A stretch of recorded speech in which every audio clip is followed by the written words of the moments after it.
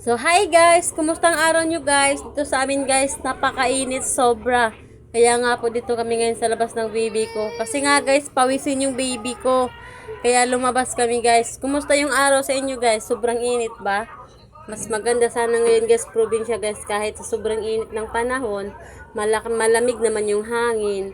So ayan guys, lumabas kami kasi nga po yung bahay na inupahan namin guys, looban po, walang hangin na pumapasok. Kaya nandito kami ngayon sa labas. Pag sa labas kasi guys, sobrang lamig ng hangin. So pag sa loob kasi guys, sobrang init kahit may ceiling fan. Kasi nga po guys, yung ceiling fan pa ikot-ikot lang kahit nakabukas naman yung pintuan namin. Sa sobrang init guys, dahil siguro sa pagputok ng Bulkan Kanlaon guys, kaya nangyari yung ganitong sa sobrang kainit guys. Dati kasi hindi naman gaano kainit yung araw. Ngayon talaga, ibang-iba talaga guys.